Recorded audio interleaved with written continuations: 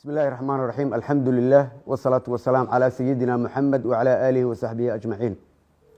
waxaan rabaa halkan inaan kala hadlo shacabka Soomaaliyeed gaar ahaan shacabka magaalada Muqdisho inaan aad iyo aad uga xumahay wixii ka dhacay magaalada Muqdisho 24 saac ee la soo dhaafay.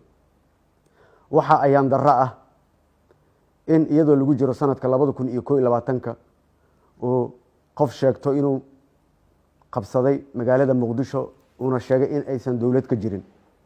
waana arin aad iyo aad fool xumo ah iyadoo ay dalka ka jirto dawlad xor ah oo madax bannaan.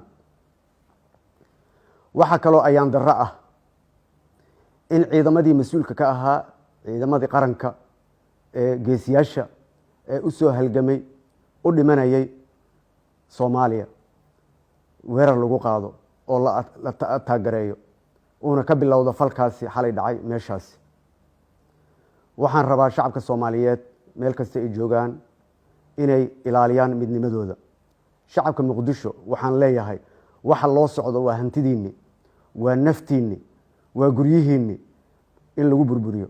waxaan leeyahay waad ku mahadsantihiin dadaalka iyo garashada aad muujiseen inaadan raalli ka ahayn inaad taageertaan wax kasta oo lagu carqaladeynayo midnimadiinna, maalkiinna, naftiinna iyo xoolihiinna. waxaan leeyahay dawladda aan aniga mas'uulka ka ahay ee xukuumadda ah oo aan ra'iisul wasaaraha ka ahay diyaar ayaan u ahay sidaan horay idinkugu sheegay in aan la fariisto qof kasta oo cabasho sheeganaya haddii aan leeyahay mid doorasho, mid amni iyo mid kaleba. waxaan leeyahay qof kasta Soomaali ah xaq ayuu oo dastuuri ah ayuu u leeyahay inuu mudaaharaado, laakiin waa inuu mudaaharaadkaasi noqdaa mudaaharaad nabadeed oo ay ilaalinayaan ciidamada Jamhuuriyadda Federaalka Soomaaliya. raalli marnaba kama noqonay mudaaharaad la soo abaabulay oo ay horkacayaan ciidamo oo ka soo horjeeda ciidamadii dawladda. waa arrin fool xun inaan arrintaas aqbalno dhammaanteen. mudaaharaad hubaysan marnaba kagama jiro meel jabtarka dawladnimadeenna.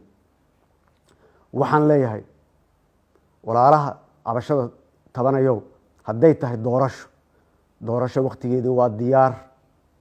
baydhaba ugu dambeysay oo aan guddi farsamo u diray oo 5 maamul goboleed gobolka Banaadir iyo dawladda dhexe ay halka ku kulmeen 14 qofood. waxa ay noo soo diyaariyeen heshiiskaas oo lagu heshiiyey in lagu saxiixdo madaxda maamul goboleedyada iyo dawladda iyo gobolka Banaadirba magaalada Muqdisho, taasoo soo afjari lahayd in ay doorashadu bilaabato waqtigeedana ku bilaabato. ka ra'iisul wasaare ahaan shacabka Soomaaliyeed waxaan u sheegayaa musharax ma ihi, laakiin waxa iga go'an doorashadaas inay waqtigeeda ku dhacdo si xor iyo xalaal ah. qofka shaki qabo ha ila soo xiriiro. waxaan rabaa halkan inaan ka sheego 48 saacadood labadii maalmood ee la soo dhaafay inaan dadaalo fara badan aan geliyay sidii dhibkii dhacay foolxumadii dhacday aan u hakin lahaa. shalay ugu dambeysay waxaan la kulmay duubabka magaaladan, siyaasiyiinta waa la hadlay, guddiyaan u diray, guryahoodii aa loogu tegay in laga baaqsado in ay xabad dhacdo. waa nasiib darro in warkayga la tixgelin waayo. waa nasiib darro in la diiday in layla kulmo. waa nasiib darro in gadaashayda dad ama qof kale laga raadiyo. nabadda gacmaheena walaalayaal ku jirtaa. waxaan aniga idiin qaban waayna cid idinma qabanayso. diyaar ayaan u ahay inaan idinla hadlo, inaan idinla fadhiisto, cabashadiinana aan xalliyo. walaalayaal soo dhowaada.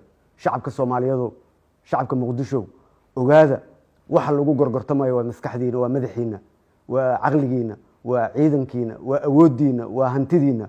marnaba ha yeelina inay magaaladani naga dudunto. waad garanaysaan nabadda aan haysano maanta, dawladnimada aan haysano maanta, dhibka laga soo maray 30 sano ayay nagu qaadatay meesha aan maanta taagannahay inaan soo gaarno.